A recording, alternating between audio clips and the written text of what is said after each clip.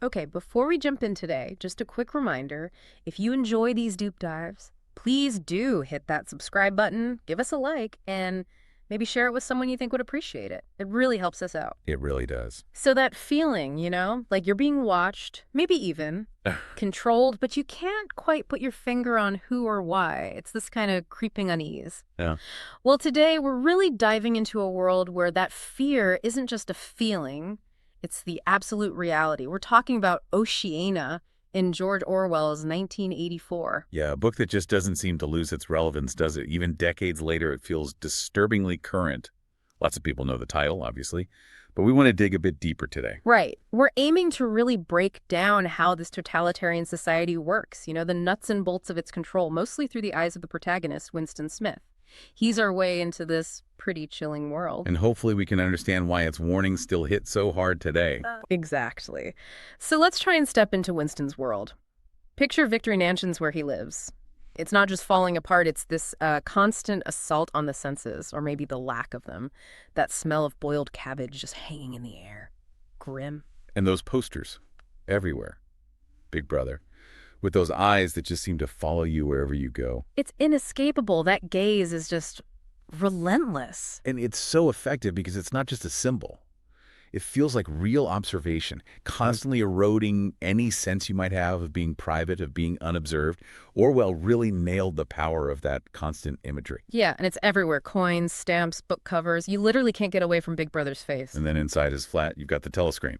Can't turn it off completely. Right. It's blaring party propaganda at you, but at the same time, it's watching you, listening. You can turn the sound down maybe, but off. Never. No silence, no real privacy. That's the core of it, isn't it? It's not just surveillance in the modern sense. It's the complete obliteration of a private space, a private self. And the stuff it broadcasts, often totally contradictory, like that whole economy drive before Hate Week. Big news. Glorious victory. And the very next announcement, oh, by the way, the chocolate ration's being cut. Again. Right. And you're just supposed to accept both things. Yeah. It forces this doublethink. You have to hold two completely opposite ideas in your head at the same time and believe both. Which leads us straight to those infamous party slogans, war is peace, freedom is slavery, ignorance is strength. They sound completely nuts. But that's the point, isn't it? Their power is in forcing you to just abandon logic. It's not just about believing lies, it's about accepting paradox as truth. It fundamentally reorders how you're allowed to think. It's horrifying, really. It just undermines reason itself. If you can be forced to accept those contradictions, what can't you be forced to accept? Exactly. It weakens your ability to think for yourself critically. And this manufactured reality, it extends to things like the 2 minutes hate, this daily ritual. Goldstein's face comes on the screen. He's the ultimate scapegoat, the enemy of the people, and everyone just erupts in this frenzy of hatred. Goldstein is basically a lightning rod. All the fear, the frustration, the anger that the party itself creates gets channeled onto this one figure. It's a clever way to direct all that negativity away from Big Brother. Yeah, and Winston, his reaction is so complex. He gets swept up in it. He feels the rage, wants to hurt Goldstein. But then, for a moment, his hate flips and he hates Big Brother instead. Yeah. He even feels a weird sort of sympathy for Goldstein. It shows the massive pressure, the sheer power of the crowd. It's almost impossible not to join in. You get sucked in. And it shows how easily real emotions can be twisted and used. Which brings us to the ultimate crime in Oceania, Thoughtcrime. Just thinking the wrong thing. Thinking something that goes against the party. That's the end game, isn't it? Yeah. Controlling not just what you do or say, but what you think. It goes after the very last bit of individual freedom, your own mind. So Winston's first big act of rebellion seems almost small. He buys a diary, and he writes in it, "Down with Big Brother." It seems small, but in that context, it's huge. Yeah. It's putting an illegal thought into concrete form. Even though he knows, deep down, it's futile. He knows the thought police will get him eventually. He even thinks that, doesn't he? That thought crime can't be hidden forever. Sooner or later, they were bound to get you. That knowledge must create this constant low-level dread. Absolutely. It leads to self-censorship. You start policing your own thoughts because even thinking the wrong thing is dangerous. That fear is fundamental to how the party stays in power. And to make sure that control sticks, the party actively messes with reality itself. Through the Ministry of Truth, ironically named, where Winston works. His job is literally rewriting history, day in, day out, making the past fit whatever the party needs it to be right now. Why? What's the point of constantly changing the past? Well, remember the slogan. Who controls the past controls the future. Who controls the present controls the past. If you control the historical record, you control people's understanding of how things got to be the way they are. You remove any basis for comparison, any evidence that things were ever different or could be different, the past becomes whatever the party says it is. Like when Big Brother makes some prediction and it doesn't happen, Winston's job is to go back and change the record so it looks like Big Brother was right all along. Or the chocolate ration. That's a perfect example. They announce no reduction, then they announce a reduction, and Winston has to erase the original promise so it never existed. It's constant gaslighting on a societal scale. And they destroy the evidence too, right? Those memory holes, just incinerating documents that don't fit the narrative. Exactly. It's the systematic destruction of truth, wiping the slate clean whenever it's convenient.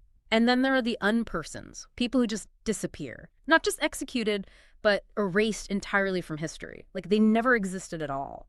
Winston deals with the records of a guy named Withers, who becomes an unperson. It's the ultimate power move, isn't it? Not just killing someone, but retroactively erasing their entire existence. It shows the party's total dominance and makes any individual seem utterly insignificant.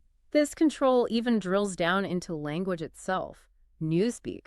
We meet Syme, this guy working on the new Newspeak dictionary. Yeah, Syme's really enthusiastic about it, disturbingly so. He explains the whole point is to make the language smaller, to cut out words. Why cut out words? Because if you eliminate the words for concepts like, say, freedom or rebellion or individuality, then how can people even think those thoughts?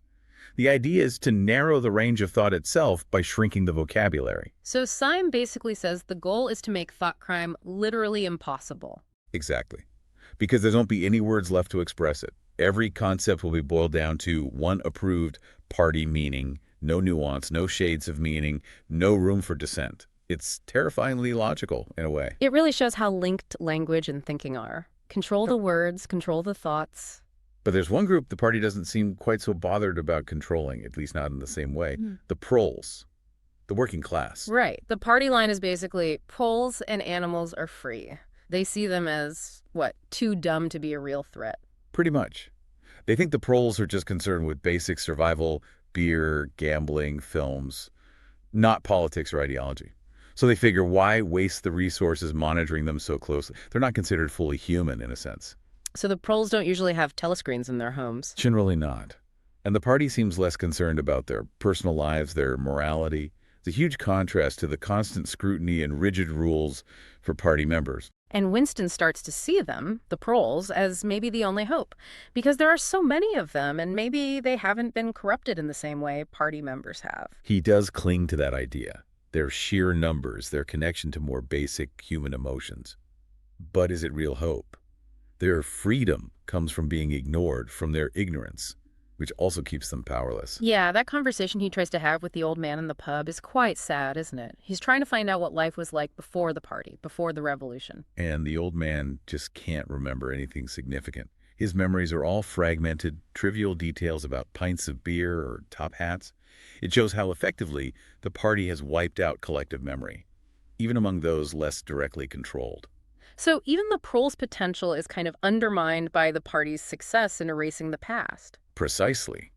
They might be free from intense surveillance, but they aren't really free to act because they lack the historical context or the critical awareness. Amidst all this bleakness, Winston really craves connection, doesn't he? Connection to the past and connection to other people, like his fascination with that junk shop. Yes, and the objects he finds there, especially that glass paperweight with a piece of coral inside. What does that represent for him, do you think? It's like a tiny captured piece of a different world.